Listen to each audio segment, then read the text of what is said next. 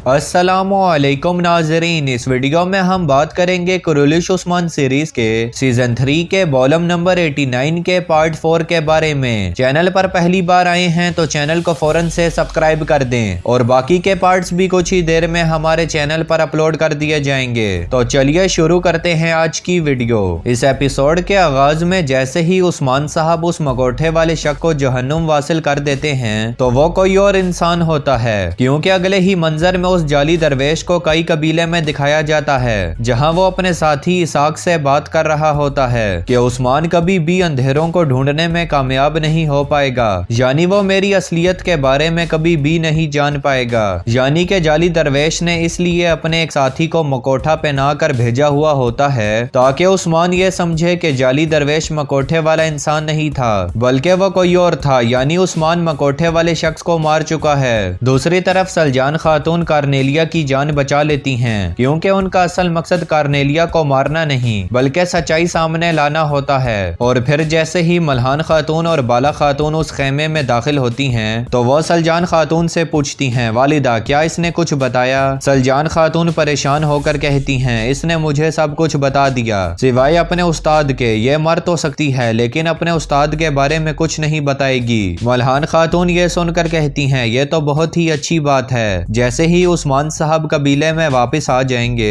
तो वो ही इसकी जिंदगी और मौत का फैसला करेंगे। और वैसे भी उस्मान साहब ने बड़े बड़े लोगों का मुंह खुलवाया, आखिर ये कार्नेलिया क्या चीज है। अभी ये बातचीत जारी होती है कि इसी दौरान कई कबीले में नगाड़े बजना शुरू हो जाते हैं। उस्मान साहब और उनके साथी कबीले में दाखिल होते हैं। उस्मान साहब के कुछ सिपाही शहीद हो जाते हैं, मगर उस्मान साहब बहुत खुश होते हैं कि उन्होंने उस मकोठे वाले शक का खात्मा कर दिया। और फिर जैसे ही ये खबर जेर कोताई कार्नेलिया को सुनाता है कि उस्मान साहब ने तुम्हारे उस्ताद को भी जहन्नुम वासिल कर दिया, यानी कि उस मकोठे वाले शक को यह सुनते ही कार्नेलिया परेशान हो जाती है और उसे अपने कानों पर यकीन ही नहीं आता कि क्या वाकई ही में उस्मान साहब ने उसके उस्ताद को जहन्नुम वासिल कर दिया है। बिलाखिर जेर कोताई और आइगुल कार्नेलिया को गिरफ्तार करने के बाद कई कबीले के सहन की तरफ ले जा रहे होते हैं ताकि कार्नेलिया अपने उस्ताद की लाश देखकर इस बात की तस्दीक कर सके कि वो मरने वाला शख्स वाकई ही में उसका उस्ताद था या फिर नहीं। और फिर जैसे ही उस्मान साहब कोसिस और तुर्गुद बे को बताते हैं कि मेरी खातून और उसके बच्चे को शहीद करने वाली कार्नेलिया थी तो कोसिस को यकीन ही नहीं आता और वो कहता है, बचपन ही से ये दोनों बहनों की तरह एक दूसरे के साथ ही, भला कार्नेलिया मैरी को कैसे जहर दे सकती है। उस्मान साहब ये सुनने के बाद कहते हैं, जल्द ही तमाम सच्चाई लोगों के सामने आ जाएगी। बिलाखिर देखते ही देखते कार्नेलिया अपने उस्ताद की लाश के पास पहुंच जाती है और वो जोर जोर से रोना पीटना शुरू हो जाती है। उस्मान साहब कार्नेलिया से कहते हैं, रोने धोने से कोई भी फायदा हासिल नहीं होगा, तुम सबसे पहले अपने गुनाह का एतराफ करो। कार्नेलिया अपने उस्ताद की लाश की तरफ देखते हुए कहती है, हाँ मैंने मैरी और उसके बच्चे को शहीद करवा दिया, बल्कि शहीद नहीं, उसने मुकद्दस मकसद की खातिर अपनी जान कुर्बान की। यह सुनकर तुर्गुद बे और कोसिस को यकीन आ जाता है कि मैरी को शहीद करने वाली कार्नेलिया ही थी। यह सुनकर तुर्गुद बे और कोसिस अपने आबे से बाहर हो जाते हैं और वो कार्नेलिया पर हमला करने के लिए आगे बढ़ते हैं, लेकिन उस्मान साहब उन्हें रोकते हैं और उनसे कहते हैं, तुम्हें सब्र से काम लेना होगा, क्योंकि ये लड़की अकेले ये सब काम नहीं कर सकती, जरूर इसने ये काम किसी और के साथ मिलकर किया होगा। फिर उस्मान साहब कार्नेलिया से कहते हैं, अपना रोना धोना बंद करो और मुझे बताओ कि ये लाश तुम्हारे उस्ताद की है या फिर नहीं। कार्नेलिया जैसे ही अपने उस्ताद का चेहरा देखती है तो वो दिल ही दिल में बहुत ज्यादा खुश हो जाती है कि यह तो कोई और शख्स है। फिर कार्नेलिया नाटक करते हुए कहती है, उस्मान तुम बहुत ही ज्यादा जालिम हो, तुमने मेरे उस्ताद को मार दिया। यह सुनते ही उस्मान साहब और वहां पर मौजूद तमाम लोगों को इस बात का यकीन हो जाता है कि उस्मान साहब ने जिसे मारा है वो वाकई ही में कार्नेलिया का उस्ताद था। बिलाखिर देखते ही देखते कुछ ही देर में जहर की वजह से कार्नेलिया भी हराम मौत मर जाती है। इसके बाद उस्मान साहब कार्नेलिया के मर जाने के बाद तमाम लोगों से मुखातिब होते हुए कहते हैं, जैसा कि आप तमाम लोगों ने अपने कानों से सुना है कि मैरी और उसके बच्चे को शहीद करने वाली कार्नेलिया थी, ना कि आयशा खातून और गुंदूस बे।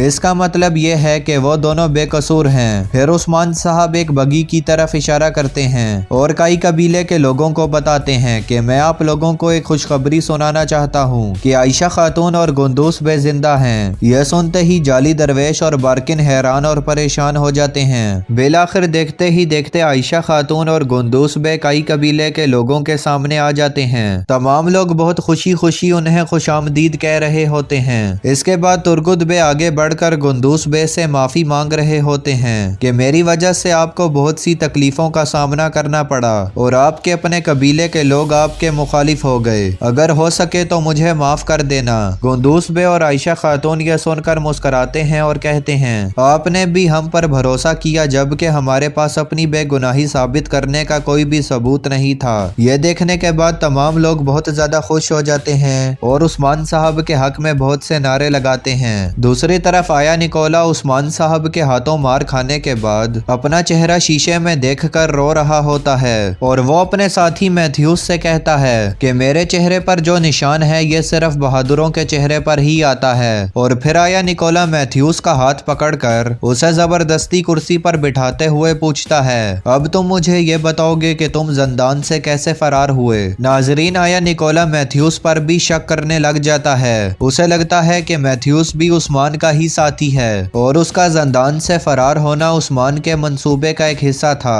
اس کے بعد آیا نکولا اس سے بات چیت کرتے ہوئے اس کے پیچھے جاتا ہے اور اس کا گلا گھونٹنا شروع ہو جاتا ہے۔ میتھیوس چلا چلا کر کہتا ہے کہ میں غدار نہیں ہوں، لیکن آیا نکولا اس پر بھروسہ نہیں کرتا اور اس کا گلا دبانے کے بعد اسے مار دیتا ہے۔ دوسری طرف آیا نکولا جو کہ اپنے استاد کو دیکھنے کے بعد بہت حیران اور پریشان ہو جاتا ہے، وہ اپنے استاد کی طرف دیکھتے ہوئے کہتا ہے تو اس کا مطلب تم نے عثمان کو اپنے جال میں پھنسایا ہے تاکہ عثمان یہ سمجھے کہ عثمان نے جس مکوٹھے والے شخص کو مارا ہے وہ کارنیلیا اور آیا نکولا کا استاد تھا، لیکن حقیقت میں تم زندہ ہو، یعنی کہ میرے سامنے ہو۔ اور پھر جعلی درویش آیا نکولا سے کہتا ہے مجھے معاف کرنا، میں نے تمہیں اس منصوبے کے بارے میں نہیں بتایا تھا کیونکہ اس کی چند وجوہات تھیں جس کے بارے میں تمہیں بعد میں بتاؤں گا۔ آیا نکولا اس پر کہتا ہے آپ اپنے طریقے سے کام کریں، بس مجھے عثمان کا کٹا ہوا سر چاہیے۔ عثمان نے ہم تمام لوگوں سے کچھ نہ کچھ ضرور چھینا ہے، اگر ہم نے عثمان کا خاتمہ نہ کیا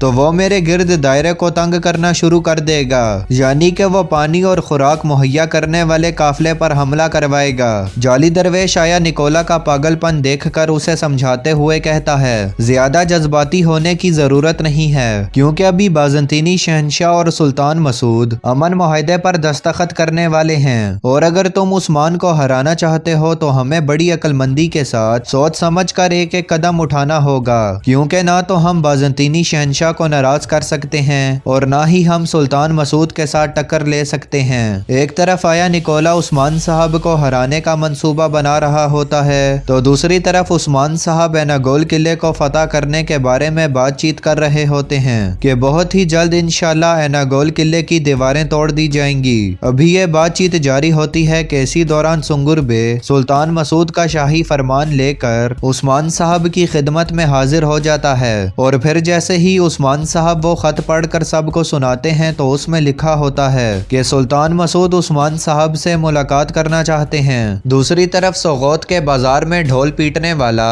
زور زور سے ڈھول پیٹ کر تمام لوگوں کو پیغام دے رہا ہوتا ہے کہ بہت ہی جلد انشاءاللہ سلطان مسعود سوغوت کے بازار میں لوگوں سے ملاقات کرنے کے لیے پہنچ جائیں گے۔ بازار میں موجود تمام لوگ یہ خبر سننے کے بعد بہت زیادہ خوش ہو جاتے ہیں کہ ہمارے سلطان ہمارا حال پوچھنے کے لیے یہاں پر آنے والے ہیں، لیکن اسی دوران شیطانی جماعت سے تعلق رکھنے والے لوگ یہ خبر سننے کے بعد بہت زیادہ غصے میں آ جاتے ہیں اور وہ اپنے مقصد کو یاد کر رہے ہوتے ہیں کہ کس طرح ہمارے سلطان آریوس نے ہمیں بتایا تھا کہ شیخ دبالی کو شہید کرنا ہے اور اس کے بعد سلطان مسعود کی باری ہے، یعنی کہ ترکوں کی تمام طاقت اور ہمت کو توڑ دیا جائے گا۔ اور پھر خبر دینے والا تمام لوگوں سے مخاطب ہوتے ہوئے کہتا ہے صرف سلطان مسعود ہی نہیں بلکہ بازنطینی شہنشاہ بھی سلطان سے ملاقات کرنے کے لیے سوغوت میں آنے والا ہے، اور وہ دونوں خاص طور پر شیخ دبالی صاحب کے مہمان ہوں گے۔ تو ناظرین، یہیں پر اس ایپیسوڈ اور اس پارٹ کا اختتام ہوتا ہے، باقی کے پارٹس بھی کچھ ہی دیر میں ہمارے چینل پر اپلوڈ کر دیے جائیں گے۔ چینل کو سبسکرائب کرنا مت بھولیے گا۔ اسی کے ساتھ میں ملوں گا کچھ ہی دیر میں آپ سے اگلی ویڈیو میں، تب تک کے لیے اللہ نگہبان۔